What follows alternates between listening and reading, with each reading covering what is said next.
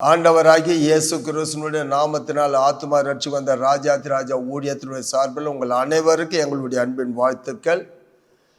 ஆண்டவராகிய இயேசு கிறிஸ்துவினுடைய கிருபையினாலே 6 மாதம் முடிந்து 7வது மாதம் முதல் நாள் இந்த அதிகாலையில் யூடியூப் மூலிமா சாம் டிவி மூலிமா உங்களை சந்திப்பது எங்களுக்கு மிகவும் மகிழ்ச்சியாக இருக்கிறது.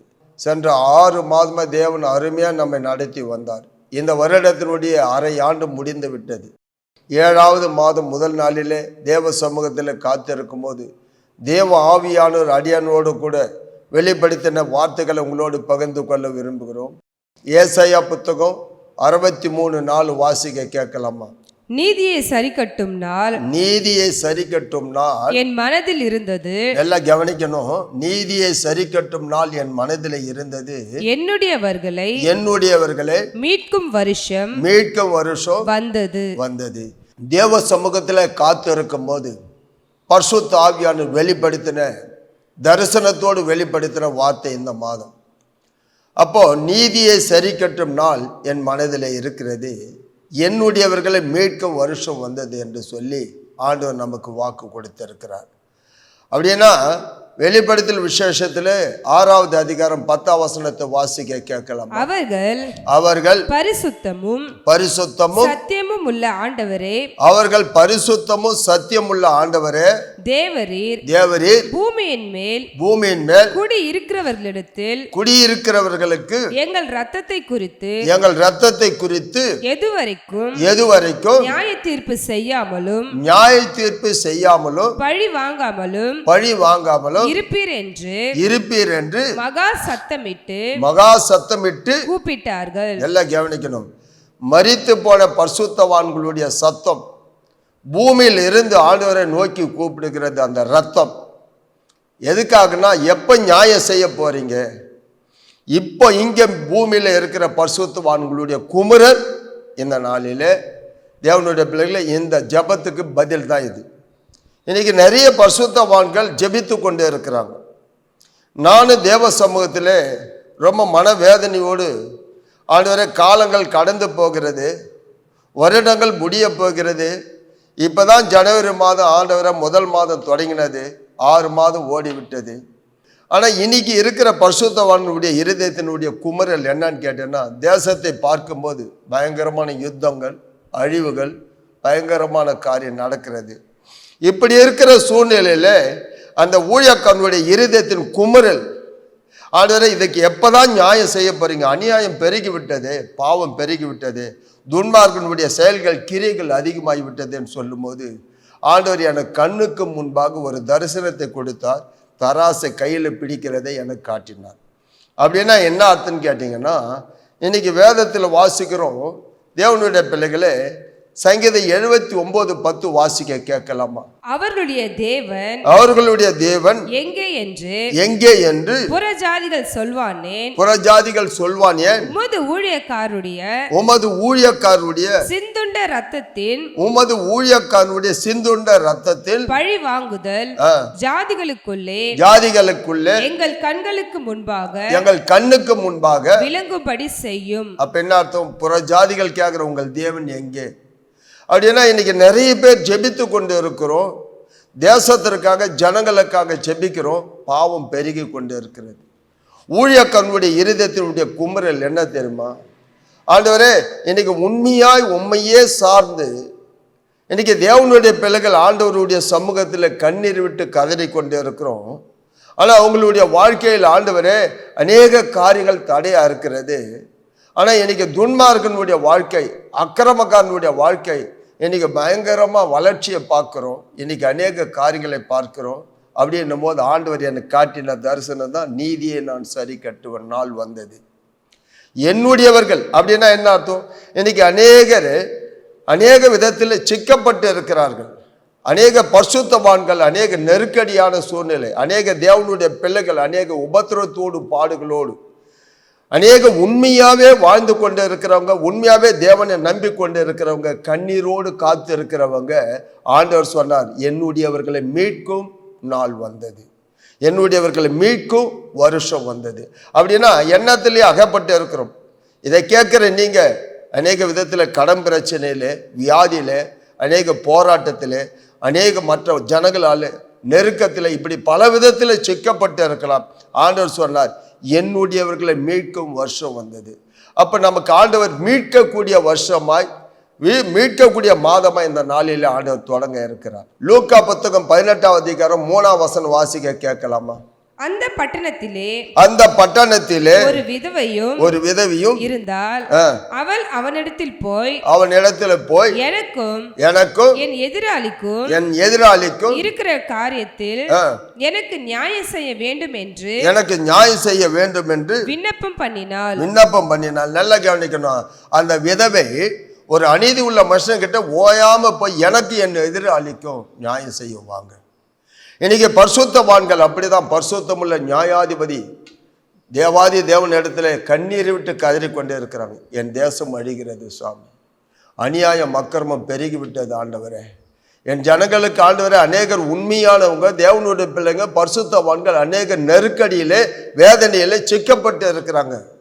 ஆண்டவர் அவங்களுக்கு எப்போ மீட்பு கிடைக்கும், எப்போ விடுதலை கிடைக்கும் என்று ஜெபிக்கக்கூடிய குமரல். அப்படிதான் ஆண்டவர் சொன்னார், என்னுடையவர்களை மீட்கும் வருஷம் வந்தது. அப்படின்னா என்ன அர்த்தம்? தேவனுடைய பிள்ளை, உங்கள் வாழ்க்கையில எப்போதான் எனக்கு விடுதலை கிடைக்குமோ, எப்போதான் என் வாழ்க்கையில மாற்றம் வருமோ என்று எதிர்பார்க்குற உங்களுக்கு ஆண்டவர் சொல்றார், தெளிவாக சொல்றார், உங்களை மீட்கக்கூடிய வருஷம் தொடங்கி விட்டது. அப்படின்னா என்ன அர்த்தம்? இங்கே ஆண்டவர் சொல்ற, நீதியை சரி கட்டும் நாள் என் மனதில் இருக்கு. அப்படின்னா ஊழிய செய்கிறவனுக்கும் ஊழிய செய்யாதவனுக்கும், நீதிமானுக்கும் துன்மார்கனுக்கும், உண்மை உள்ளவனுக்கும் உண்மை இல்லாதவனுக்கும் ஆண்டவர் வித்தியாசத்தை காட்டுகிற மாதம் தொடங்கிவிட்டது. இன்னைக்கு நிறைய பேர் பார்க்கும்போது பிரசங்கி புத்தகத்தில் 8ஆவது அதிகாரம் 11ஆம் வசனம் வாசிக்கலாமா? துர்க்கிரைக்கு தக்க தண்டனை சீக்கிரமாய் நடக்காதபடியால் மனுபுத்திரரின் இருதயம் பொல்லாப்பை செய்ய அவர்களுக்குள்ளே துணிகரம் கொண்டிருக்கிறது. பாருங்க, உன்ன அவங்களுக்கு இப்படியாப்பட்ட ஒரு சூழ்நிலையில ஆண்டவரை இவ்வளோ பயங்கரமான அக்கிரம அநியாயம் பண்றாங்க அப்படின்னு ஆண்டவர் தராசு காட்டுறாரு. நீதியை சரி கட்டுகிற நாள் என் மனதில் இருக்கு. அதாவது அவர் காத்திருக்கிறார். நிச்சயமா தேவனுடைய பிள்ளைகளை ஆண்டவர் நீதியை சரி கட்டுகிற தேவனா இருக்கிறார். அதனாலதான் இங்க வேதம் சொல்லுகிறது, நீங்க வாசித்து பாருங்க. ஓசியா புத்தகத்துல நீங்க 7ஆவது அதிகாரம் 2ஆம் வசனத்தை வாசிக்கலாமா? அவர்கள் பொல்லாப்பை எல்லாம் நான் நினைவில் வைத்திருக்கிறேன் என்று அவர்கள் தங்கள் இருதயத்தில் சிந்திக்கிறதில்லை. என்ன அர்த்தம்? அவங்க செய்கிறதெல்லாம் யாருக்குமே தெரியாது என்று நினைக்கிறார்கள். ஆண்டவர் சொல்லுகிற, அவர்கள் பொல்லாப்பி எல்லாம் நான் நினைவிலே வைத்திருக்கிறேன் என்று அவர்களுக்கு தெரியாது. இன்னைக்கு ஆண்டவர் அநேக விதத்தில் நம்ம யோசித்து பார்க்குறோம். அநேகர் சோர்ந்து போகிறோம், கலங்கி போகிறோம். நான் உண்மையாக இருக்கிறேன், உத்தமாக இருக்கிறேன், தேவனே நம்பி இருக்கிறேன். என்னுடைய வாழ்க்கையில் இவ்வளோ நெருக்கங்கள், இவ்வளோ பாடுகள், இவ்வளோ பிரச்சனைகள், ஆனால் அநியாயம் பண்ணுறாங்க, அக்கிரமம் பண்ணுறாங்க, துன்மார்க்கமாக இருக்கிறாங்க, அநேகரை ஒடுக்குறாங்க, அநியாயமான காரியங்களை செய்கிறாங்களே. ஆண்டவரே நியாயம் செய்ய மாட்டீங்களா? ஆண்டவரே எங்களுக்கு நியாயம் செய்ய மாட்டீங்களா? ஏன்னா இன்னைக்கு பரிசுத்தவான்கள் ரத்தம் சிந்து இருக்கிறாங்க. அந்த பரிசுத்தவான்களோட ரத்தம் தேவனை நோக்கி கூப்பிடுகிறது. இங்க வேதத்தில் ஆதியாகம புத்தகத்தில் 4ஆவது அதிகாரம் 10ஆம் வசனம் வாசிக்கலாமா? அதற்கு அவர் என்ன செய்தாய்? உன் சகோதரனுடைய ரத்தத்தின் சத்தம் பூமியிலிருந்து என்னை நோக்கி கூப்பிடுகிறது. பாத்தீங்களா? தேவனுடைய பிள்ளைகளை அன்னைக்கு அநியாயமா இன்னைக்கு கொல்லப்படுகிறார்கள், அநியாயமே இன்னைக்கு ஒடுக்கப்படுகிறார்கள். அநேக விஷயத்துல யோசித்து பார்க்கும்போது யாருமே பார்க்கலையே, இதுக்கு யாரும் கேட்கலையே அப்படின்னா ஆமோஸ் புத்தகத்தில் அங்கே 9ஆவது அதிகாரம் 10ஆம் வசனம், இன்னும் அவர்கள் என்ன பண்ணாங்க, எங்களுக்கு ஒரு கேடுமே வராதுன்னு நினைக்கிறாங்க. ஆண்டவர் சொல்ல, நான் நியாயம் செய்வேன், நீதியை சரி கட்டுவேன், துன்மார்கனுக்கு, அக்கிரமக்காரனுக்கு, அநியாயக்காரனுக்கு, ஒடுக்கினவனுக்கு, நமக்கு விரோதமா ஏம்பினவனுக்கு ஆண்டவர் நீதியை சரி கட்டுவாராம். வாசிக்கலாமா? தீங்கு எங்களை அணுகுவதும் இல்லை, எங்களுக்கு நேரிடுவதில்லை என்று என் ஜனத்தில் சொல்லுகிற பாவிகள் எல்லாரும் பட்டயத்தினால் சாவார்கள். பாருங்க, எங்களுக்கு அணுகாது, எங்களை தீங்கு வராது, ஒன்னும் சேதம் வராது நினைக்கிறவர்களுக்கெல்லாம் ஆண்டவர் நீதியை சரி கட்டுவார். நீதி உள்ள நியாயாதிபதி வேதம் சொல்லுகிறது. இன்னைக்கு தேவனுடைய பிள்ளைகளே, அவங்க பாவங்களை எல்லாம் ஆண்டவர் கணக்கு வைத்து இருக்கிறார். ஓசியா புத்தகம் 13வது அதிகாரம் 12வது வசனத்தை வாசிக்கலாமா?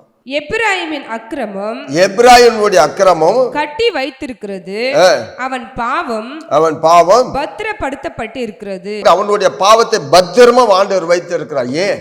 நீதியை சரி கட்டுவதற்காக. நீங்களும் நானும் சோர்ந்து போக வேண்டிய அவசியம் இல்லை.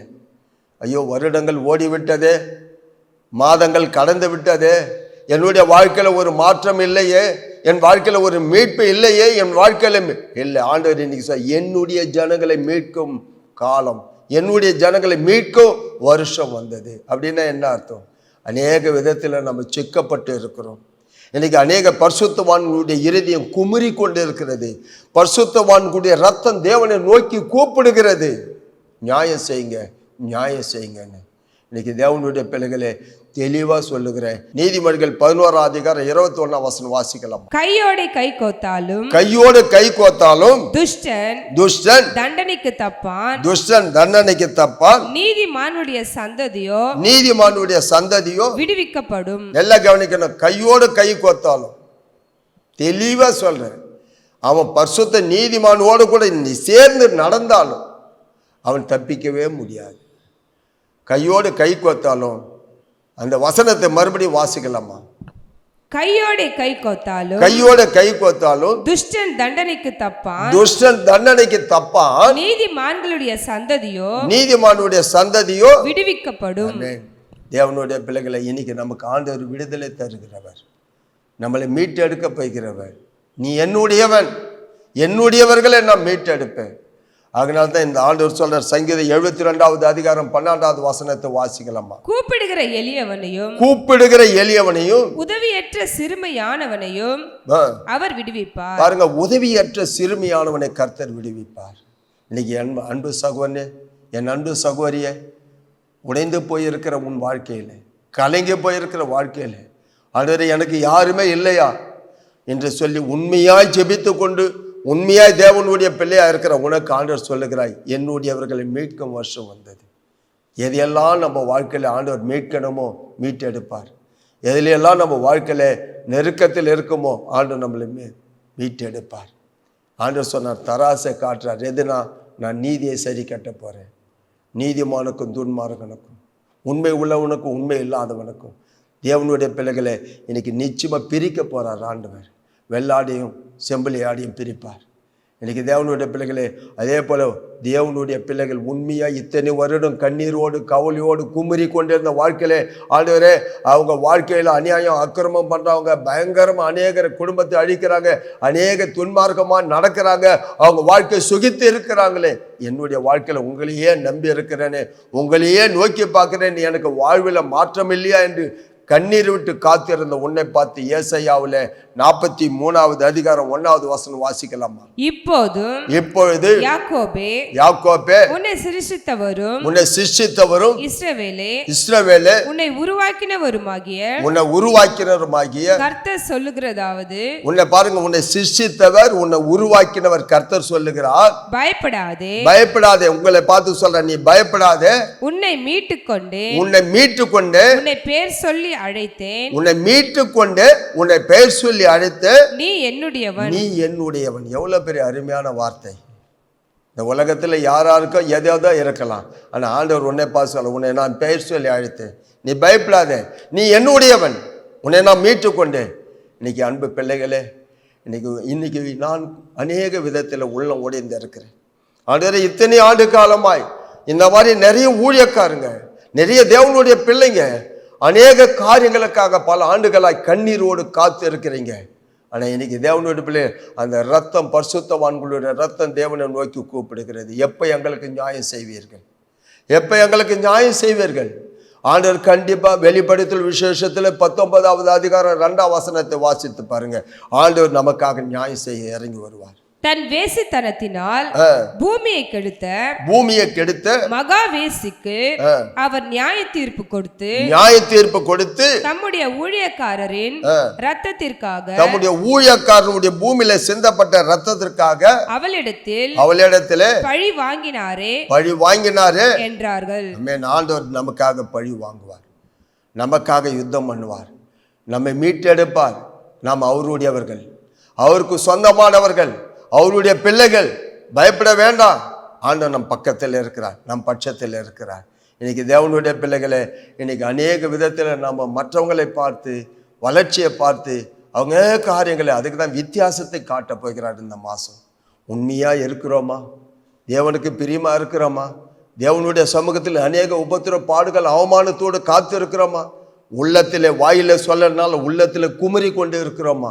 எப்போ எனக்கு மாறுதல் வரும் என்று சொல்லி இன்னைக்கு ஆண்டவர் நம்மை பார்த்து சொல்கிறாரு, நீதியை சரி கட்டும் நாள் வந்தது, என்னுடையவர்களை மீட்கும் வருஷம் வந்தது. ஆண்டவர் பிள்ளைங்களே, கண்டிப்பாக சொல்கிறேன், அவன் என்ன செஞ்சாலும் அவனுடைய செய்கைக்கு தக்க பலன் ஆண்டவர். ஆனால் நீ செய்த பார்த்தியா, ஆண்டவருக்காக பிரயாசப்பட்டது வீண் போகவே போகாது. கண்டிப்பாக ஆண்டவர் சொன்னார், நீ பயப்படாத, உன்னை மீட்டு கொண்டால் இந்த மாதத்தில் எல்லாத்திலும் மீட்பு உனக்கு கிடைக்கும், விடுதலை கிடைக்கும். கண்களை மூடி நாம் செபிக்கலாம்.